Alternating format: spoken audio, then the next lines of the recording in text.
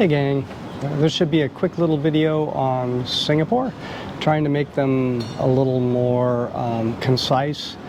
So covering Singapore by itself versus Singapore and Philippines. All right, let's get into it.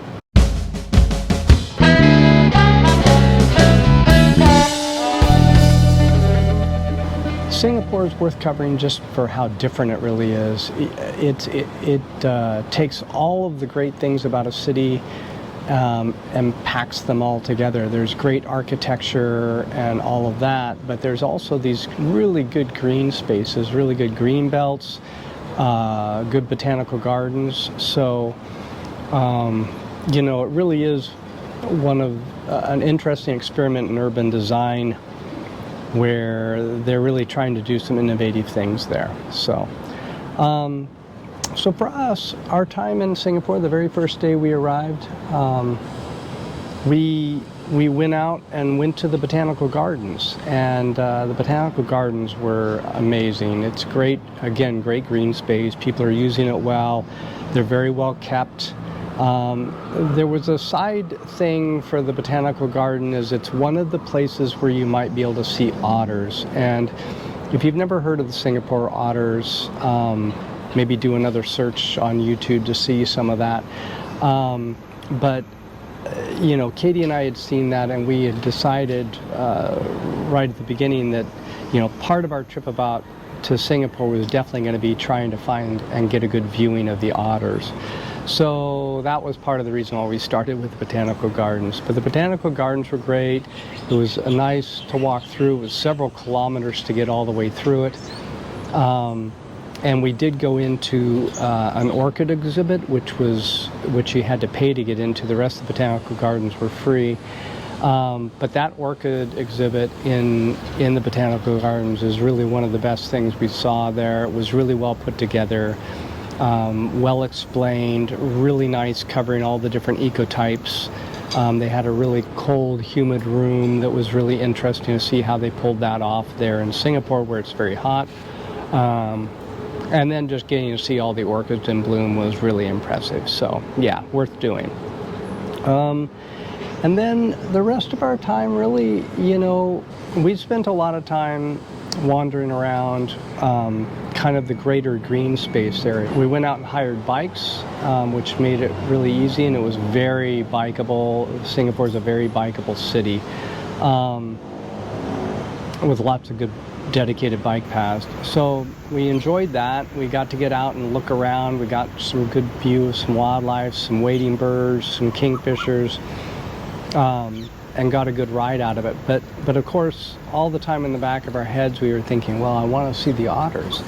So when we got over, what was funny, we were going along all the waterways to see the otters, and where we actually first encountered the otters was out on some rolling hills that just looked like any old park.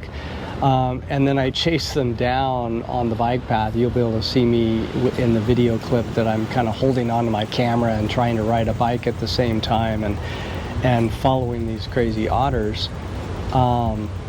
And, you know, you can see how large, well, I don't know whether you can really tell the scale, but these things are really large animals.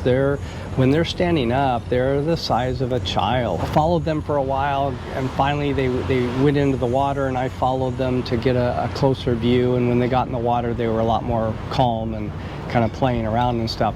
But what was funny was I was paying attention to the ones in the water. I started zooming in on my camera, and all of a sudden off screen to the left, there's one otter that's like, you aren't supposed to be there. And he kind of started heading towards me, and I had to quickly back away. I was trying to be the good tourist and not have bad interactions with the otters. But I had to back away. And then later, you know, shortly thereafter, more otters arrived and joined the rest of them that were already in there.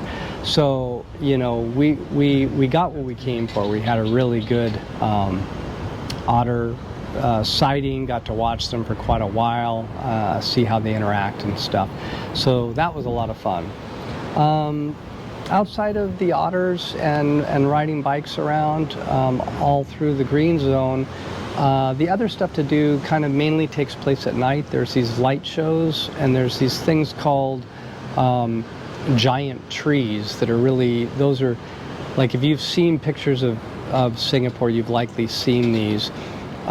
They're large wire trees, but at night they do a light show around those trees, and basically I'll show you video of a lot of that light show, and you'll get a good feel for that. But the light show and the light and music show is basically a best of show hits and classical music hits. So it has like things like stuff from Fantasia, but you'll recognize, I mean, it's like almost every piece of classical or instrumental music was recognizable.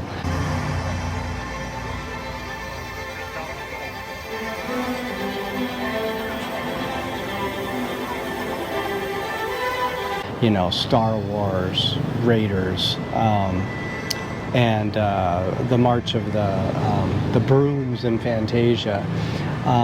Anyway.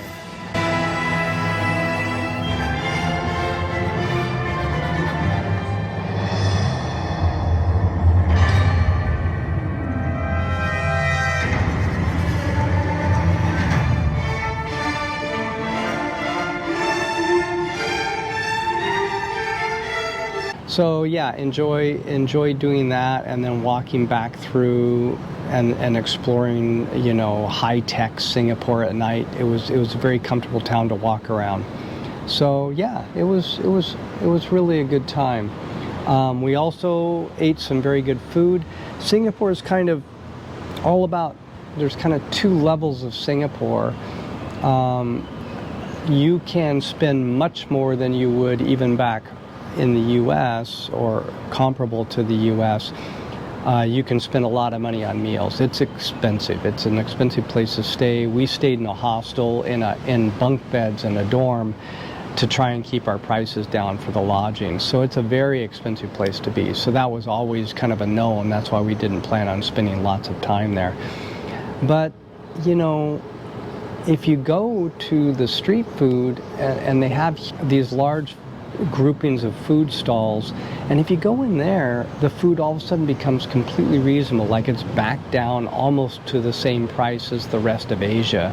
So, you know, for $4 you can get a good meal at those stalls, but it's super high quality. That's the thing about Singapore. You can find really the health standards, the cleanliness, the preparation, and just the care given to the food is super good. So if you eat at those, you know, your food cost each day isn't very much.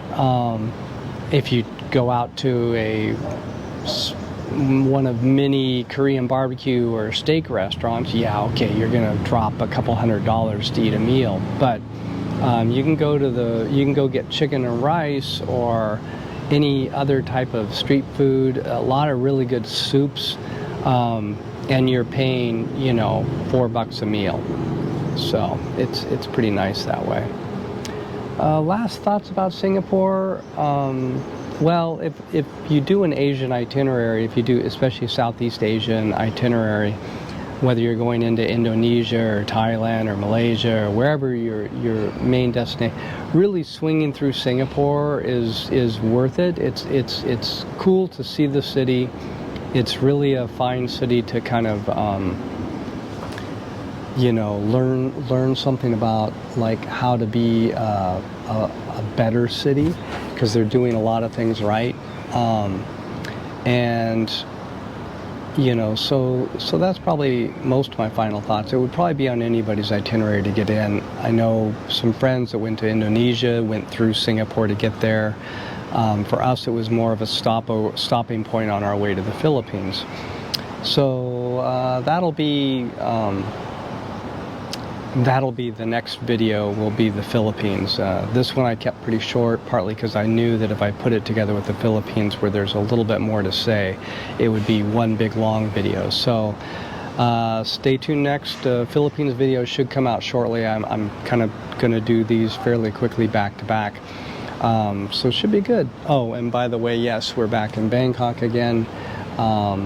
Still just hanging here for a month just to kind of catch up, and I might have to do another video that kind of covers how we do our planning for the next 6 months, let's just say, because we're doing a lot of that currently. So I have to cover that. All right, I think that's all on Singapore, and I don't even know if I'm going to have an extra after this. So if you don't see anything after I sign out, that's what happened. Catch you later. Cheers.